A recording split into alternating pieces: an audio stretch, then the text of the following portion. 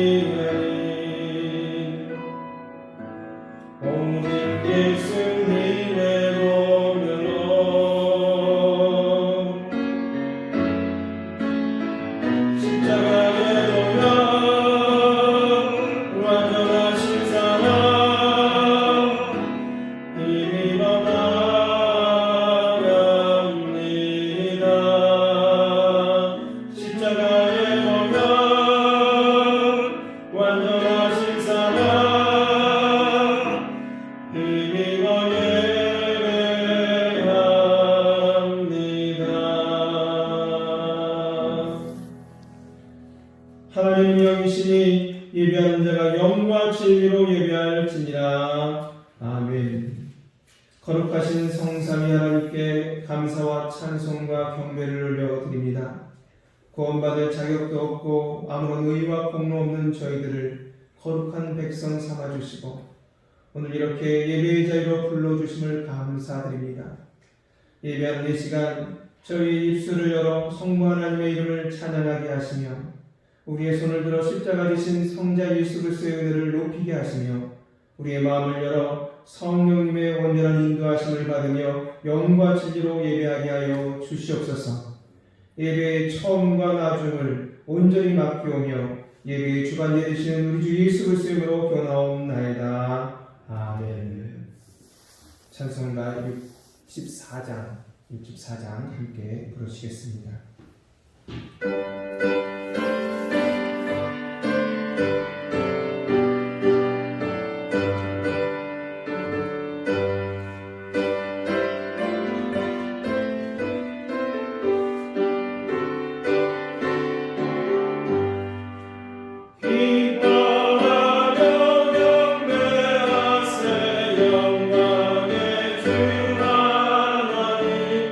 주 앞에서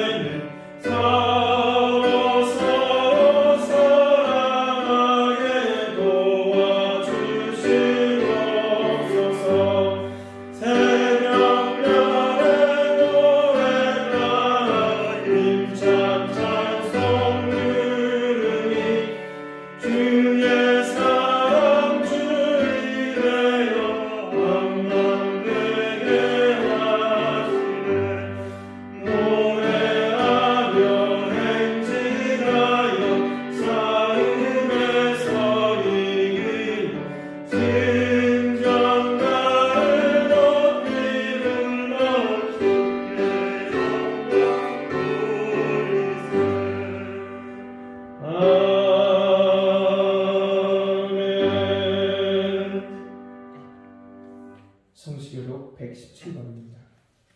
성시교독 117번.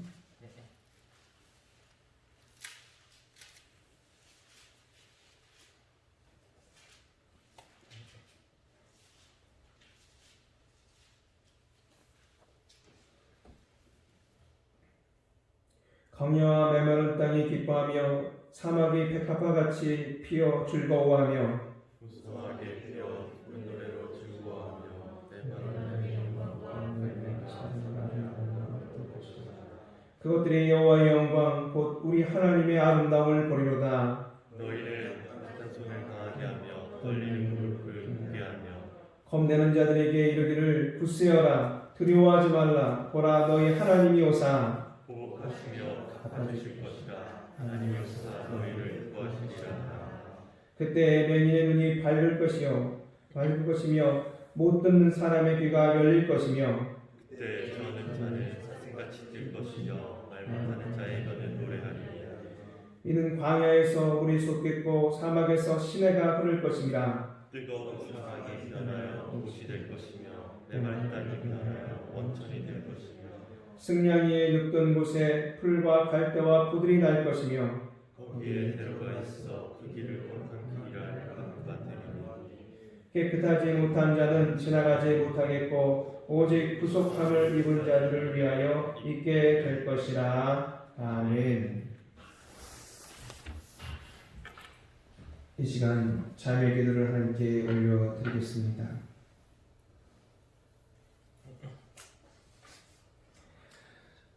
한 주간 저희들에게 생명의 말씀을 주셨지만 말씀을 잊은 채 행하지 못한 채 심지어 말씀 없이 살다가 하나님 앞에 섰습니다. 하나님께서는 우리가 늘 하나님의 은혜를 알고 감사하며 감격하며 살기를 원하셨습니다.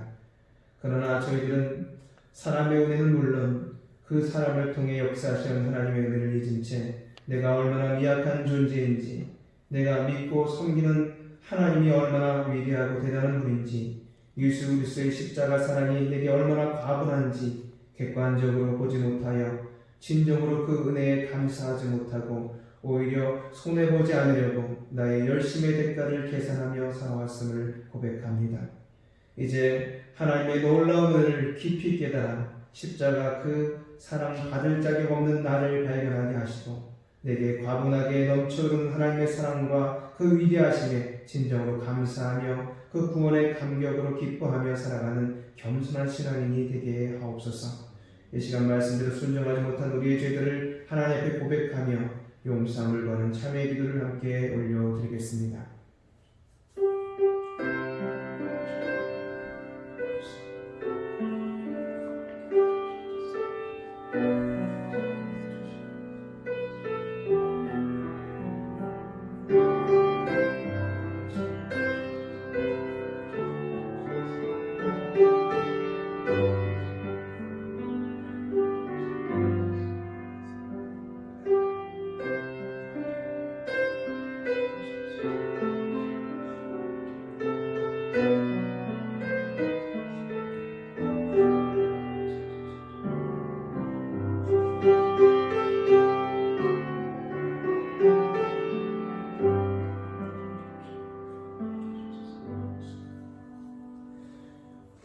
진심으로 참여한 성도에게 주시는 하나님의 용서의 말씀이 여기 있습니다. 여호와께서 말씀하실 때 오라 우리가 서로 변론하자. 너희 죄가 주홍 같을지라도 눈과 같이 이어질 것이요 진홍같이 붉을지라도 양털같이 희게 되리라. 아멘. 다 함께 사도신경으로 우리의 신앙을 고백합니다. 나는 전능하신 아버지 하나님 천지의 창조주를 믿습니다. 나는 그의 유일하신 아들 우리 주 예수 그리스도를 믿습니다.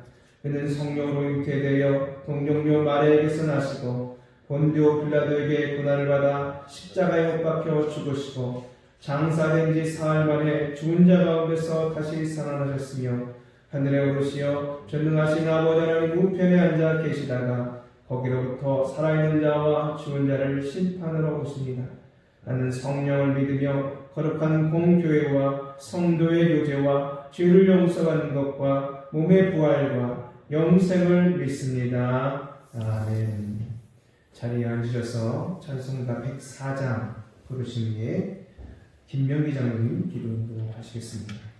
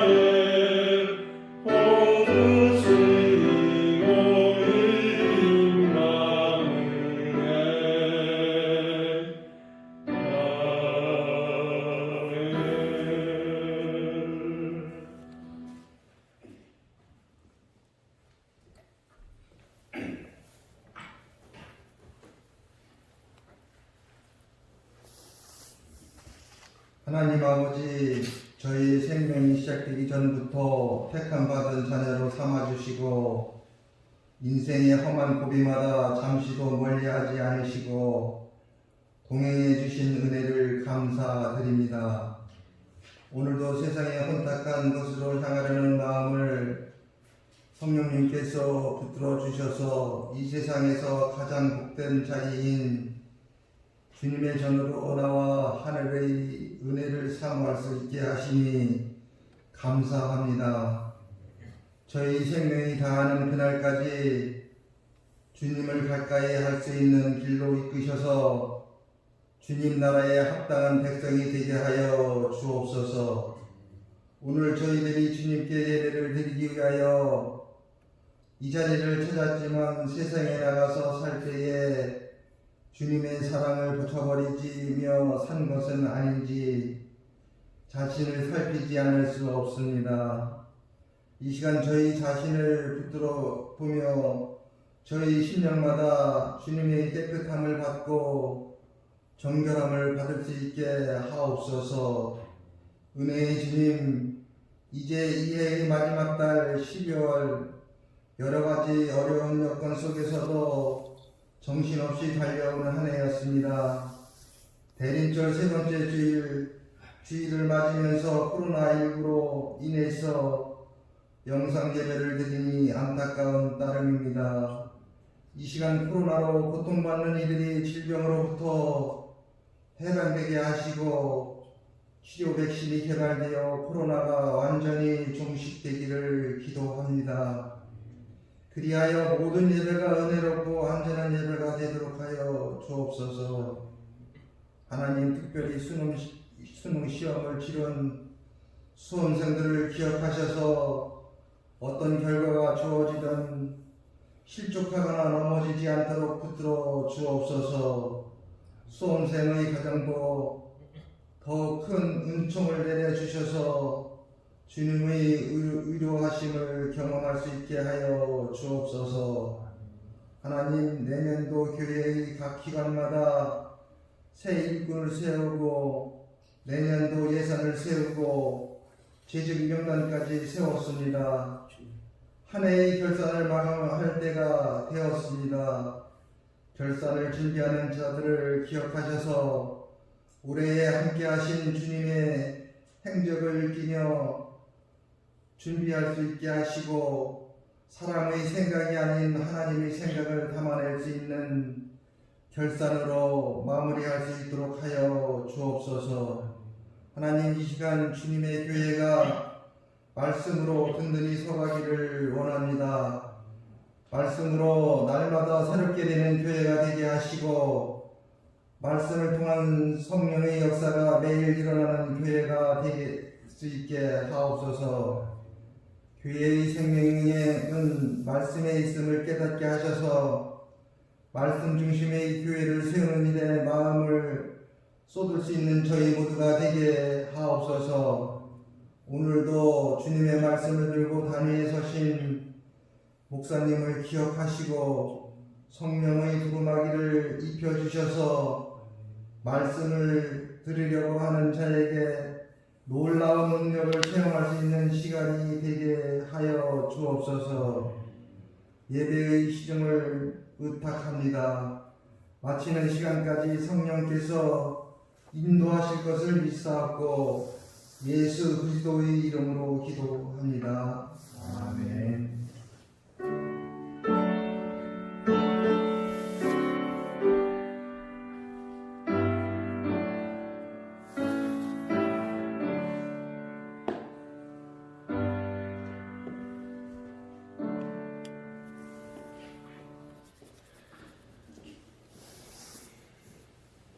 우리 박가정과 그리고 또 교회 오신 몇몇 분들 정말 환영하고 반갑습니다. 우리 같이 우리 옆에 있는 분에게 박가정에서는 우리 가족들에게 은혜를 나누는 시간 갖도록 하겠습니다. 하나님의 은혜가 여러분과 함께하기 원합니다. 우리 성도님들과 함께하기 원합니다. 집사님과 장님들과 함께하기 원합니다. 광고 말씀 드리겠습니다. 우리 각 가정에서 그리고 또 교회에 오신 몇몇 분들 하나님 앞에 예배드리는데 마음의 안타까움이 끝이 없습니다. 하지만 코로나가 여전히 기순이고 또 더 큰 확산세로 이어지고 있어서 사실 기도를 많이 해야 되는 상황 속에 있습니다. 저희가 3주간 같이 대면을 해서 예배를 드릴 수가 없습니다. 교회 현장 예배를 드릴 수가 없는데 그 날수는 대략 28일까지라고 우리 정부에서 지금 이야기하고 있는 중입니다. 28일이다 보니까 저희가 크리스마스도 각 가정에서 드려야 될 것 같은 상황입니다.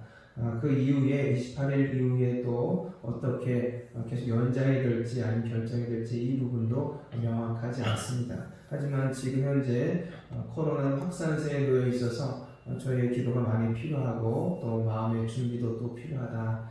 그래서 여러분 각자 가정에서 수칙들, 방역 수칙들을 잘 지켜주셔야겠습니다. 저희가 각 가정에 많이 머물러 있음에도 불구하고 확산은 계속되고 있습니다. 그래서 적지 않은 기도 부탁드립니다. 저희가 이 지금 예배 이렇게 해서 녹화했던 부분들도 주일날 11시 정각에 올려드리도록 하겠습니다. 그러면 그때 예배 드릴 준비들을 잘 하시고 그냥 늘 입던 옷차림이 아니라 정말 예배를 성전에서 드린다 하는 마음으로 옷차림도 그리고 마음도 잘 준비하셔서 온 가족이 모이셔서 하나님께 예배를 드려주셨으면 좋겠습니다. 그리고 준비하신 헌금은 모으셨다가 교회에 오시는 날 내시거나 아니면 온라인 계좌가 있습니다. 온라인 계좌가 아마 밑으로 나가게 될 텐데 그 온라인 계좌를 따라서 보내주시면 저희가 잘 처리하도록 그렇게 하겠습니다. 아무쪼록 우리 성도님들 각 가정에서 건강을 잘 유지하시고 또 기도하는 마음으로 한 마음으로 함께하기를 바랍니다. 예, 이상입니다.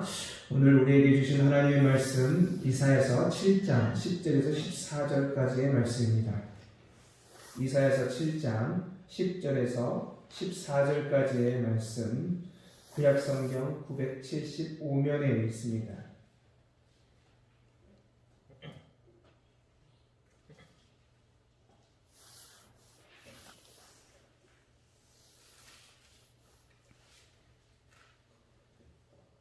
이사야서 7장 10절에서 14절의 말씀 저 한 절씩 교독하시겠습니다. 여호와께서 또 아하스에게 말씀하여 이르시되 너는 내 하나님 여호와께 한 징조를 구하되 깊은 데에서든지 높은 데에서든지 구하라 하시니 아하스가 이르되 나는 구하지 않겠나이다. 나는 여호와를 시험하지 아니하겠나이다 한지라. 이사야가 이르되 다윗의 집이여 원하건대 들을지어다. 너희가 사람을 괴롭히고서 그것을 작은 일로 여겨 또 나의 하나님을 괴롭히려 하느냐. 그러므로 주께서 친히 징조를 너희에게 주실 것이라. 보라, 처녀가 잉태하여 아들을 낳을 것이요 그 이름을 임마누엘이라 하리라. 아멘. 조정한 지휘자님이 사랑이 예 오셨네 라고 하는 제목으로 하나님의 찬양을 드리겠습니다.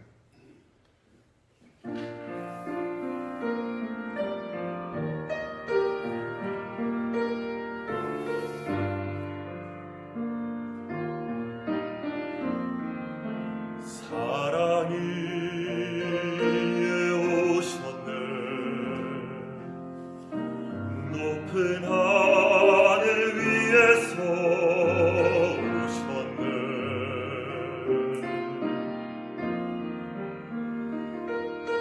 사랑이 오셨네 이 땅에 오셨네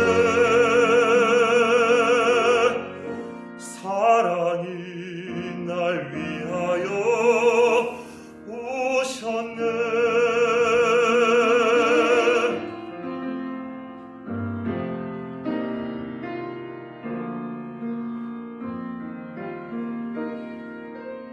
사랑이 오셨네 높은 하늘 위에서 오셨네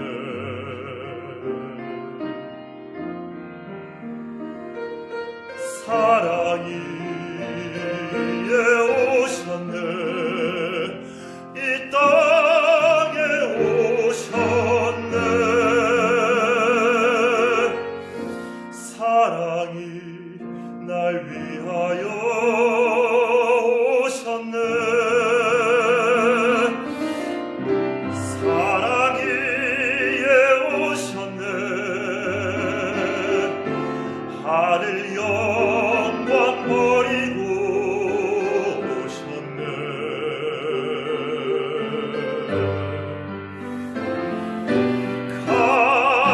가시관을 쓰시고 이 땅에 오셨네 사랑이 날 위하여 오셨네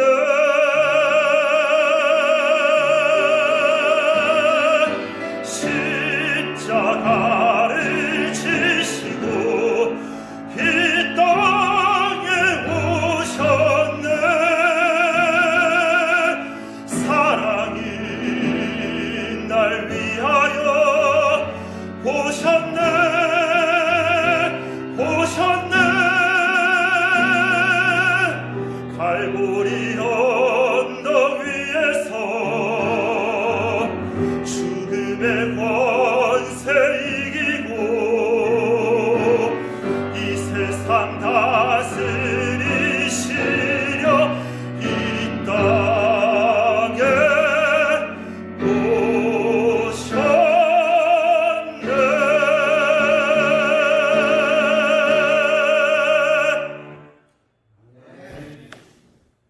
하나님 아버지 감사합니다. 이 낮은 땅에 오셔서 저희로 하여금 하나님께서 얼마나 우리를 사랑하시는지 보이시고 또 십자가 지심으로 말미암아 우리로 하여금 구원을 얻게 하신 하나님 감사드립니다. 성탄절을 기다리며 오신 예수 그리스도께 감사하며 앞으로 다시 오실 우리 주 예수 그리스도께 온전히 갈망하는 마음과 고대하는 마음을 전하는 이 시기를 하나님 코로나 가운데 놓여 있지만 잊어버리지 아니하고 이 대림절을 잘 보내는 저희들 될 수 있게 인도하여 주셔서 예수 그리스도의 탄생이 그저 성경의 이야기가 아니라 내 삶의 이야기가 될 수 있는 그런 은혜를 누리게 하여 주시옵소서.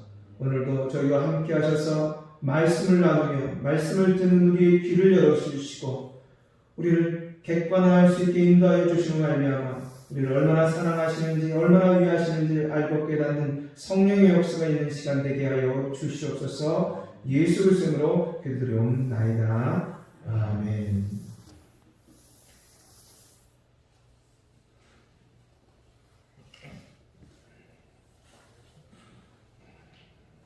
오늘 이사야서 7장 10절에서 14절의 말씀을 가지고 임마누엘이라고 하는 제목으로 은혜를 나누기 원합니다. 성탄절이 되면 우리는 예수 그리스도의 탄생과 함께 이 말을 많이 듣습니다. 바로 임마누엘이라고 하는 단어입니다. 이 임마누엘이라고 하는 뜻은 성경에 나와 있는 대로 하나님이 우리와 함께 계시다라고 하는 해석을 갖고 있습니다. 그래서 우리는 자주 임마누엘 하면서 이야기하고 하나님이 우리와 함께 하신다라고 하는 생각에 때때로 위로도 받고 또 평안도 누립니다. 하지만 이 말씀이 어떻게 시작되었는지 어떻게 나오게 되었는지에 대한 이유를 아시는 분들은 또 의외로 많지 않습니다. 성경을 많이 읽어보신 분, 오랜 신앙생활을 하신 분들은 이 임마누엘이 어떻게 나왔는지 아시지만 또 사실 이 임마누엘이라고 하는 이야기를 들었지만 또 그 뜻과 그 상황들을 잘 알고 계신 분들이 그리 많지 않다 하는 생각을 해보게 됩니다.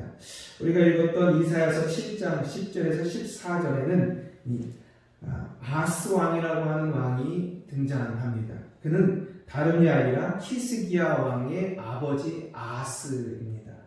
히스기야 왕은 우리가 잘 알고 있는 신앙이 아주 좋은 왕으로 선한 왕으로 알려진 왕입니다. 그러나 그의 아버지는 사실 그렇지 않습니다.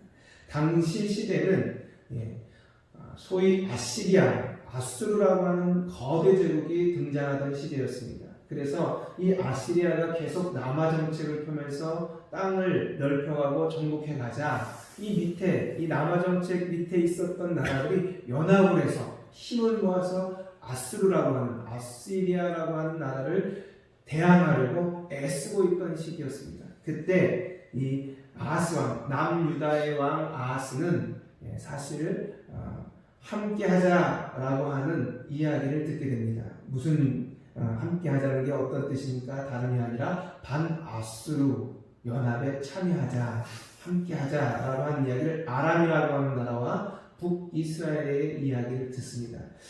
처음에 이 아하스 왕은 함께하기로 했답니다. 그런데 조금 지나서 생각을 바꿔서 함께하지 않는 것이 좋겠다라고 하는 판단을 내렸는지 함께하지 않았습니다. 이것에 대한 분노를 가졌던 이 아람과 그리고 북이스라엘은 아수르에게 전쟁을 선포한 것이 아니라 오히려 남유다에게 전쟁을 선포했습니다. 우리와 함께하지 않는 나는 우리의 적이다 라고 하는 것이죠. 그렇게 해서는 갑자기 편안하게 살고 있던 이 남유다를 쳐들어왔습니다. 아람의 르신왕과 그리고 르말리아의 베가왕, 르말리아의 아들 이스라엘의 베가왕이 쳐들어와서 예루살렘과 그리고 많은 지역들을 초토화시켰습니다. 그리고 수많은 사람들이 죽어나가기 시작했습니다. 그렇게 온 이스라엘은, 온 남유다는 정말 큰 홍역을 치렀습니다. 이런 상황들에 놓여 있을 때, 이 둘의 연합으로 인해서 고통을 당하고 있을 때, 아하스 왕은 엄청나게 이 죽음의 공포 속에 휩싸이게 되었습니다.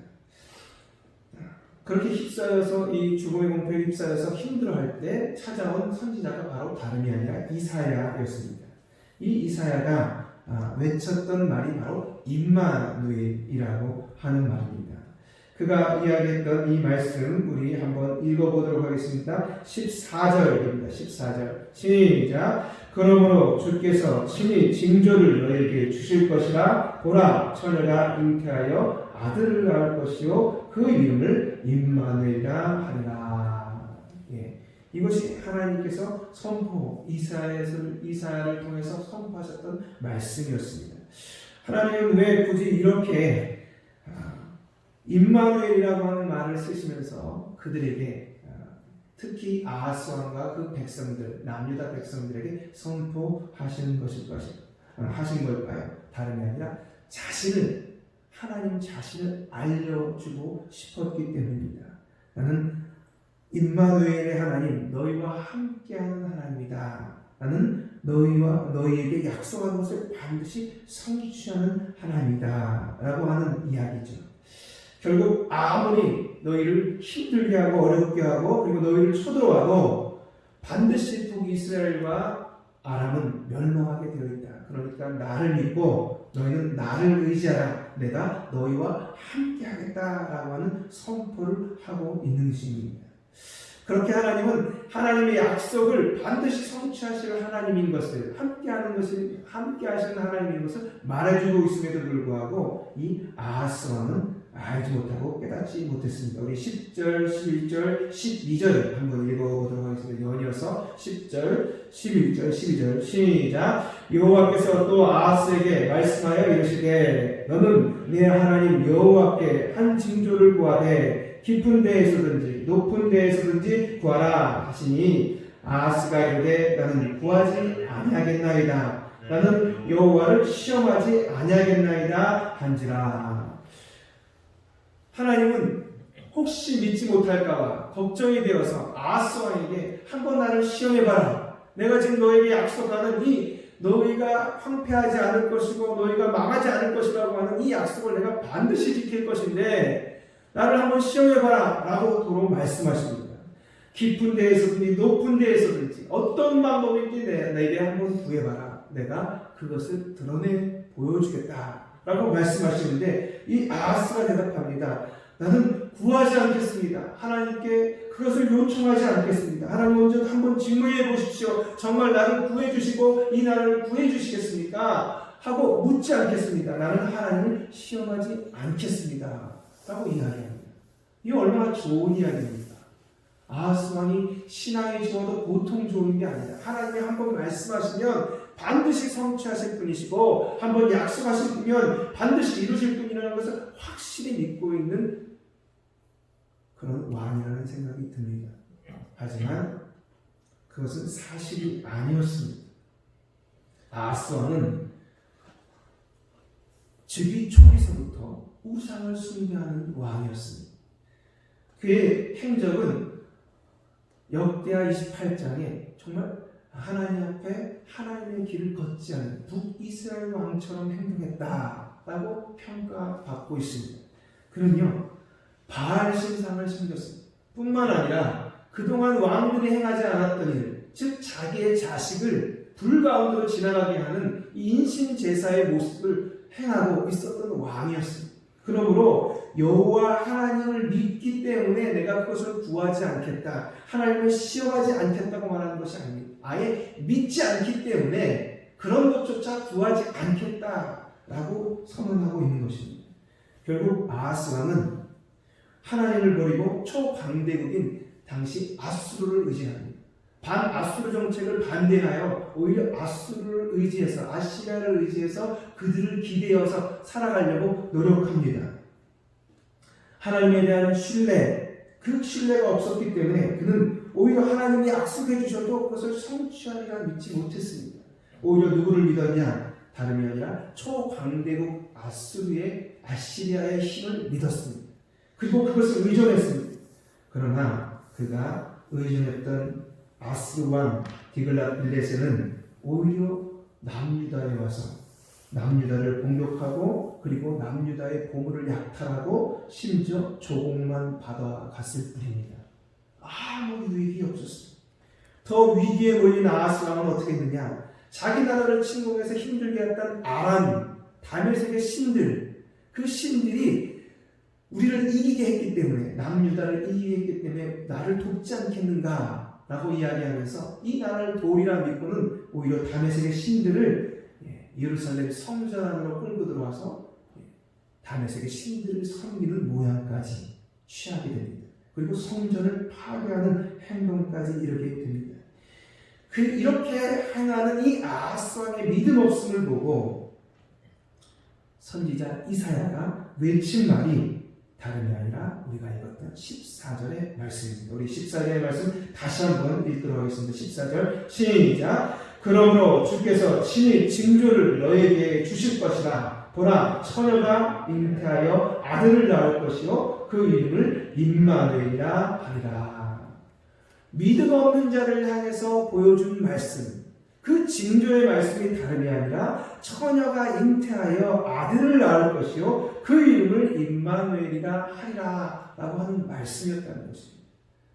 평화롭고 믿음이 좋아서 또 하나님 앞에 잘 신앙생활하고 있어서 주셨던 말씀이 임마누엘이 아니라 믿음 없는 자에게, 믿음이 있으라, 약속을 믿지 못하는 자에게 약속이 반드시 성취되리라고 선하셨던 말씀이 바로 이 말씀이라는 것입니다. 하나님은 약속을 성취하신 하나님입니다. 하나님의 약속은 어떤 것입니까? 처녀가 임신해서 아이를 낳을 것이다 라고 하는 말씀입니다. 여러분, 이 말씀은 수많은 논란을 가져왔습니다. 과학적인 입장에서 보면 이 말은 말이 안 되는 말입니다. 그래서 많은 사람들이, 특히 자유주의 신학자들이 이 처녀라고 하는 해석에 관심을 갖습니다. 처녀는 두 가지의 뜻이 있습니다. 한 번도 성적인 어떤 관계를 모르는 처녀와 또 하나는 젊은 여인을 뜻합니다. 결혼을 했을 때 아이를 낳지 못한 젊은 여인, 이 두 가지의 뜻을 다 가지고 있는 이 처녀라고 하는 이 말에 당연히 과학적인 입장을 가진 사람들은 성을 모르는 여인을 뜻하는 것이 아니라 오히려 한 번도 아이를 낳지 못한 여자 또는 그런 결혼한 여인을 뜻한다고 이야기합니다. 그러면서 그 젊은 여인이 결혼하였지만 오랫동안 아이를 낳지 못하다가 불임 여인이다가 하나님께서 은혜를 주셔서 아이를 잉태한 것이다 라고 그렇게 설명해 보려고, 과학적으로 설명해 보려고 애를 씁니다. 이렇게 이야기하는 이 이야기는 여러 가지 문제가 있습니다. 지금 남유다가 함께 쳐들어온 아람과 북이스라엘을 이길 힘이 못 됩니다. 하나님의 기적이 없이는 절대 이길 수가 없습니다. 절대 그 고난을 버텨낼 수가 없습니다. 그러면 하나님이 뭐하러 결혼해서 이제 아이를 못 낳았을 뿐이지 곧 낳게 된 여인에 대해서 비유를 하시면서 처녀가 잉태하여 아들을 낳으니 그의 이름을 임마누엘이라 하리라 말씀하셨습니다. 혹시 그때에는 그랬을지 모릅니다. 혹시 그때는 그랬을지 모르지만 그 이후에 이 말씀이 사실은 앞으로 태어날 예수 그리스도를 예언하는 것이라고 하는 면에서는 더욱더 설명할 수 없는 이야기가 됩니다. 그렇게 만약 마리아가 결혼한 상태에서 아이를 낳은 것이라면 예수님은 사생아가 되고, 그리고 그 여인은, 즉 마리아는 부정한 여인이 되어 도저히 이 예수 그리스도의 탄생을 설명할 수 없는 이야기가 된다 이 말입니다. 그러므로 과학적인 입장에서 따져보면 그 말이 어쩌면 일리 있는 말일 수 있으나 성경은 그런 것을 이야기한 말이 아니라는 것입니다. 우리의 신앙이라고 하는 것은 이성과 경험을 고집하여서는 도저히 이해할 수 없는 것이 신앙입니다. 하나님의 역사는 인간의 경험과 이성을 초월하는 그런 역사입니다. 하나님은 그러한 분이시기에 우리의 믿음도 단지 합리와 비합리, 합리 속에 매여 있는 것이 아니라 비합리, 합리와 비합리를 초월하는 신앙을 가질 때 제대로 된 신앙을 가진다고 할 수 있습니다. 어떻게 성경이 하나님의 역사를, 이 세상을 창조하신 창조를 설명할 수 있겠습니까? 어떻게 홍해가 갈라진 것을 과학적으로 설명할 수 있겠습니까? 어떻게 여리고성이 그냥 돌았는데 소리 한번 질렀는데 무너진 것을 과학적으로 어떻게 설명할 수 있겠습니까? 그렇게 해서는 성경의 수많은 이야기를 설명할 수 없습니다. 죽은 자를 살리시는 예수 그리스도를 어떻게 설명할 수 있습니까? 이 세상에 과학적으로 죽은 자를 살린 일이 있다고 누가 설명하고 있습니까? 여러분, 설명할 수 없습니다. 아하스가 이르되 나는 구하지 아니하겠나이다. 나는 여호와를 시험하지 아니하겠나이다 한지라. 이것은 믿음 없는 발언입니다. 하나님께서는 이사야를 통해서 이야기하시기를 아무리 아람과 북이스라엘이 도모를 하고 애를 쓰고 창략을 가져도 절대 이루지 못하리라 라고 말씀하십니다. 그러면서 하시는 말씀이 만일 너희가 굳게 믿지 아니하면 너희는 굳게 서지 못하리라 라고 9절에 말씀하고 있습니다. 여러분, 믿지 않으면 절대 거기에 굳건하게 설 수 없다는 것입니다. 기적의 역사를 믿지 않으면 어떻게 우리가 인정하고 받아들일 수 있겠습니까? 결국 북이스라엘은 65년 내에 멸망하리라 말씀하신 것처럼 12년이 지난 후에 북이스라엘은 아수르에게 완전히 패하여 항복하고 맙니다. 그리고 65년 끝인 53년 후인 BC 669년에 아수르의 반란 방지책인 이주민, 소위 이주 정책에 따라서 북이스라엘 민족들이 여기저기 남의 땅으로 흩어지게 됩니다. 그래서 사실상 북이스라엘은 완전히 멸망합니다. 이것에 대하여 하나님께서는 65년 내에 에브라임이 멸망하리라 라고 선언했던, 우리가 읽지 않은 9절 8절에 나오는 이 말씀을 완전히 성취하신 것을 볼 수 있습니다. 여러분, 그리스도의 동정녀 탄생 역시 인간의 경험이나 사고만을 가지고는 설명할 수 없는 것입니다. 하나님의 능력 안에서 가능한 것이고 하나님께서 하시는 일입니다. 하나님은 자언 전도서를 통해서 이렇게 말씀하십니다. 너는 하나님 앞에서 함부로 입을 열지 말며 급한 마음으로 말을 내지 말라. 하나님은 하늘에 계시고 너는 땅에 있음이니라. 그런즉 마땅히 말을 적게 할 것이라. 하나님은 하늘에 계시고 우리는 땅에 있는 존재입니다. 그러므로 동정녀 탄생과 그리고 예수 그리스도로 오신 임마누엘 예수 그리스도는 하나님의 기적의 역사, 성령의 역사로 이루어진 것입니다.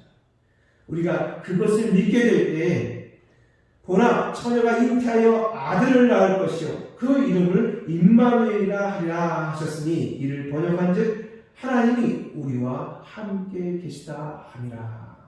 이 마태복음에 나온 이 말씀이 성취되었음을 저희가 볼 수 있습니다.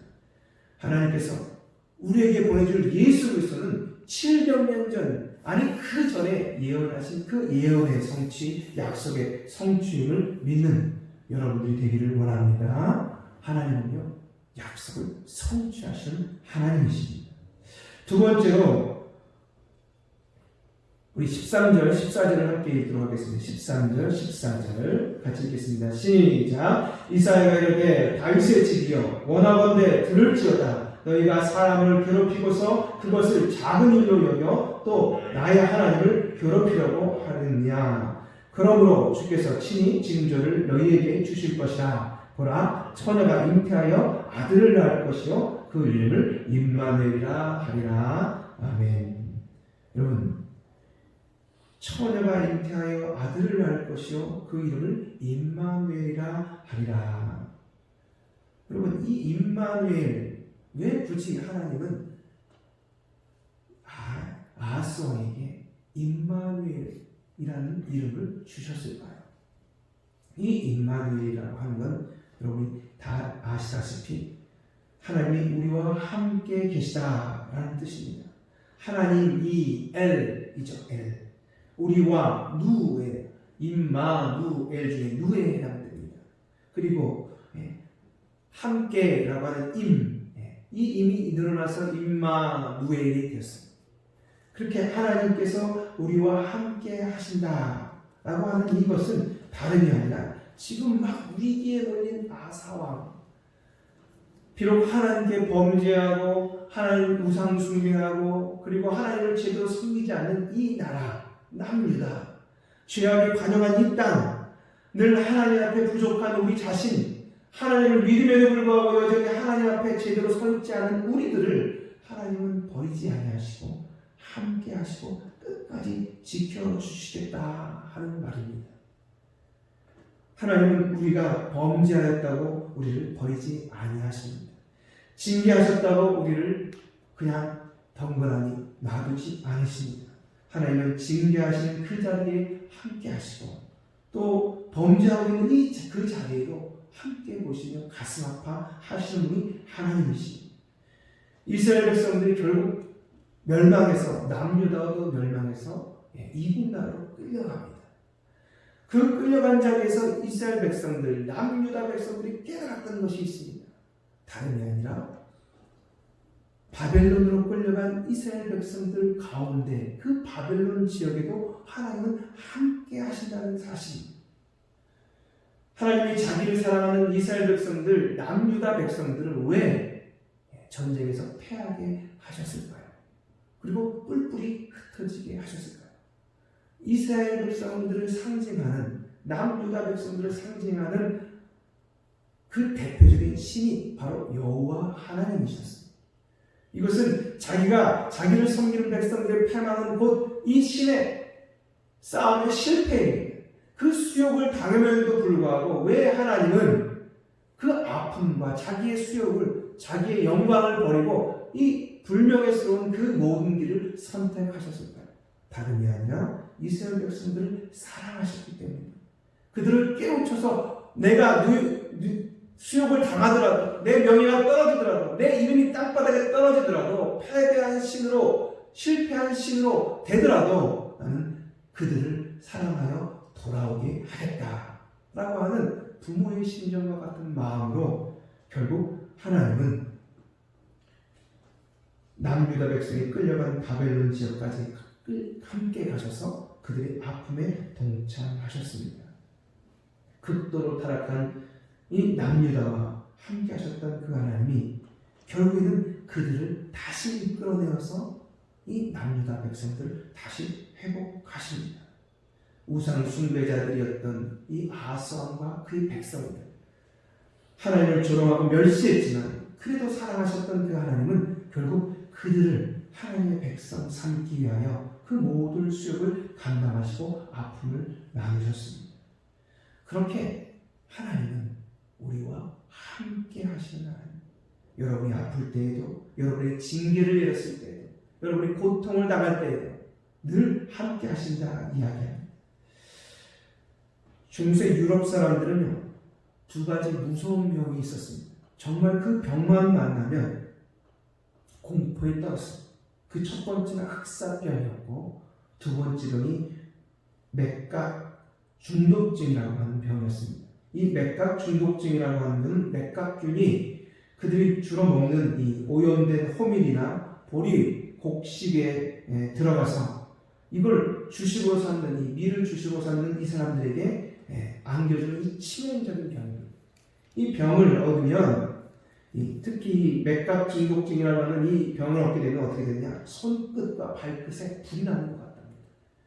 그리고 조금 지나서 고통이 심해지면서 손과 발이 괴사가 돼가지고 잘라내야 되는, 사지를 절단해야 되는 아주 끔찍한 질병이었다고 합니다. 그런데 이런 병에 걸렸을 때, 이 맥각 중독증이라고 하는 병에 걸렸을 때, 이 유럽에 있는, 중세 유럽에 있는 이 성도들이 주로 바라보는 그림이 있었다는 그림. 이 제대화라고 하는 것인데 하나님께 예배를 드리는 이 앞에 그림이 하나 놓여 있었다. 특히 사람들이 보고 싶어했던 그림은 다름이 아니라 이 안토니우스 수도원에 있는 그림이었습니다. 그 그림에 그들은 그 그림을 보면서 많은 위로를 받았다고. 그 그림에 예수 그리스도 그 예수 그리스도의 모습은 십자가에 달린 예수 그리스도가 아닙니다. 맥각 중독증에 걸려서 온몸이 뒤틀어진, 그래서 죽어가고 있는 예수 그리스도의 그림이라고 합니다. 그것을 보면서 이 유럽에 약이 없어서 그렇게 비참하게 죽어가야 되는 그들이 그 그림을 보면서 위로받았던 것은 이런 것이었습니다. 그리스도께서도 내가 겪던 이 고통을 같이 겪으셨구나 라고 하며 이 위로를 받으며 그들이 하늘나라로 가게 되었다는 것입니다. 함께 하신다고 하는 것, 우리와 동행하신다고 하는 것은 그냥 피상적인 이야기가 아닙니다. 이 코로나 가운데도 하나님은 우리와 함께 하시고 우리와 동행하시고 우리의 아픔에 동참해 계십니다. 그러므로 우리는 하나님께서 우리와 함께 하시는, 그리고 약속하신 것을 반드시 성취할 것을 믿으며 나아가는 저희들이 되어야 할 줄 믿습니다. 700년 전의 약속이 예수 그리스도로 말미암아 성취되었듯이 다시 그 이후의 약속, 요한계시록을 통해서 내가 들으니 보좌에 큰 음성이 나서 이르되 보라 하나님의 장막이 사람들 가운데 있으매 하나님이 그들과 함께 계시니 그들은 하나님의 백성이 되고 하나님은 친히 그들과 함께 계시리라 라고 하는 이 말씀이 700년 전의 약속이 천년 이후에 이루어졌듯이 또 우리의 시간들을 지나서 하나님의 때에 반드시 성취되게 될 줄 믿습니다. 그것을 믿는 우리 성도들이 되기를 원합니다. 네, 기도하겠습니다. 하나님 아버지, 오늘도 저희를 불러주심을 감사합니다.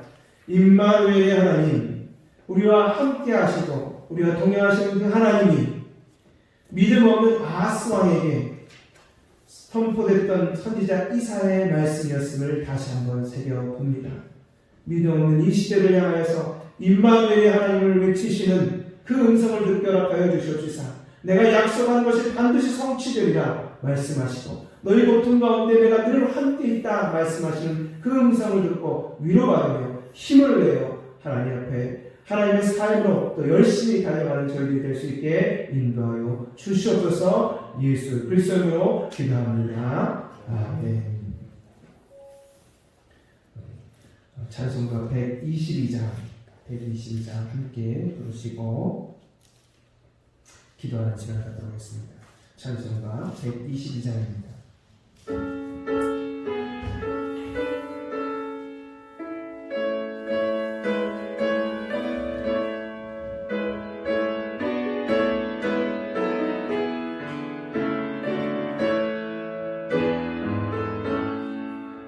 참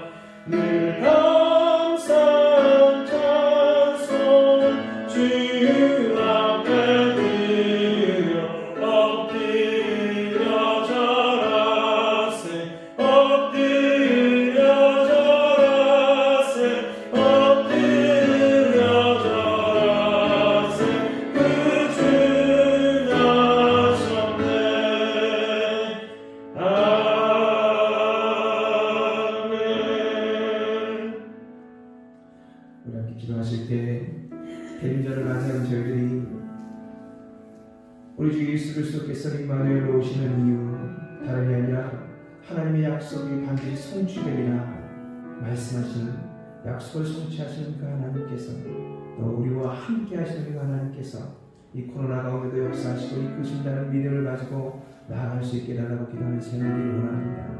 코로나가 멈추지 않고 계속 확산되어 가고 있습니다.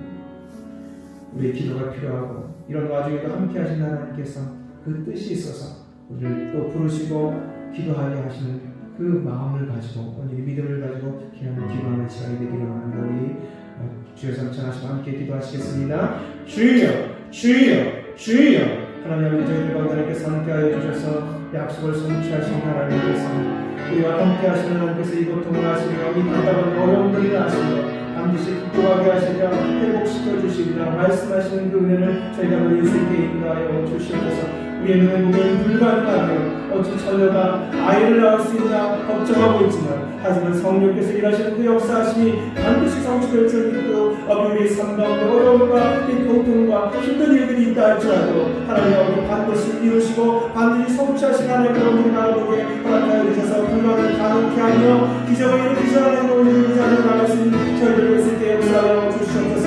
우리가 고난당할 때 홀로 있는 것 같으나 여전히 함께 하시고 우리를 붙들고 계시며 하나님 우리를 위로하고 계시며 함께 고난 가운데 임하시는 우리의 주 예수 그리스도를 우리 하나님의 아픔을 함께 경험하게 하여 주시옵소서. 우리가 위로받게 하여 주시고 이 어둠의 터널을 잘 이겨내고 극복해 갈 수 있게 인도하여 주시고 꿋꿋이 걸어갈 수 있는 저희들 되게 하여 주시며 말미암아 이 대림절을 위한 통해 하나님께서 주시는 대로 모든이 아버지 정말 하나님 주님께서 주신 그 은혜로 말미암아 다시 성도를 수 있게 역사하여 주시옵소서. 오늘도 하나님께 기도하고 간구합니다. 우리의 하나님의 약속을 함께 오늘 신뢰하게 하여 주시옵소서. 우리의 믿음이 떨어지지 않도록 인도하여 주시옵소서. 하나님을 바라보게 하여 주시옵소서. 아버지 여전히 함께 하신 하나님을 의식하며 느끼게 하여 주시옵소서. 주님 저희가 아버지 정말 우리의 좌절의 자리에서 일어나게 하여 주시고 절망의 자리에서 일어나게 하여 주시옵소서. 우리 소상공인들이 힘듭니다. 하나님 아버지 여러 가지 어려움들 걱정 가운데 놓여 있습니다. 우리 성도님의 사업장이 정말 어렵습니다. 하나님께서 도와주시며 함께 하시며 반드시 이렇게 세워줄 줄 믿사오니 그 믿음을 가지고 나아가는 저희들에게 허락하여 주셔서 온 세계가 이 한국이 코로나부터 벗어날 수 있도록 주님께서 우리에게 은혜를 더하여 주시옵소서. 하나님께서 함께해 주시며 지켜줄 줄 믿사오고 예수 그리스도로 기도드리옵나이다. 아멘. 다 함께 일어나셔서 찬송가 633장 부르시면서 봉헌하시겠습니다.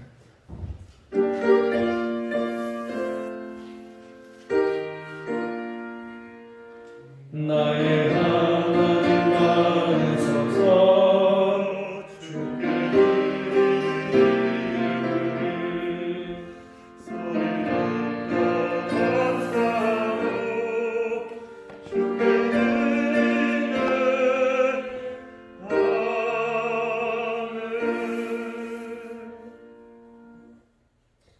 코로나가 계속되고 또 멈추지 않고 더 확산되는 여러 가지 상황들 속에서도 우리가 힘들고 어렵고 답답한 모든 상황들을 경험함에 있어도 반드시 함께 하신 하나님 그리고 우리의 모든 문제들을 해결하신 하나님의 약속을 의지합니다. 주님께서 이 모든 문제들을 극복할 수 있게 도와주시옵소서. 주님께서 함께하여 주시고 말미암아 우리가 또한 위로받을 수 있게 인도하여 주시므로 주님 안에서 다시 믿음을 붙잡고 굳건하게 일어나게 하여 주시옵소서. 저희가 늘 함께 하심을 감사드리며 하나님 앞에 예물을 올려드립니다. 저희의 작은 정성과 겸손한 마음으로 하나님께 봉헌하오니 이 예물을 받아 주시옵소서. 11조와 감사 예물을 드립니다. 여러의 제목으로 온전히 우리의 마음을 다한 봉헌하오니 주님께서 기뻐하시는 곳에 사용하여 주시옵소서. 한 주간 세상에서 살아가는 동안에도 오늘 말씀에 힘입어 우리와 함께 하시는 임마누엘의 하나님, 약속을 성취하시는 하나님을 바라보며 좌절과 아픔과 힘든 어려운 것들을 극복하고 기쁨과 감사 가운데 살게 하여 주시옵소서. 주 예수 그리스도의 이름으로 기도합니다. 아멘.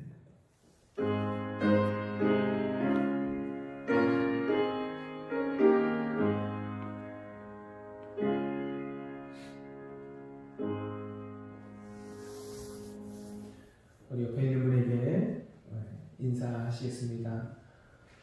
하나님이 우리와 함께 하십니다 하고 인사하시겠습니다. 하나님이 우리와 함께 하십니다. 네.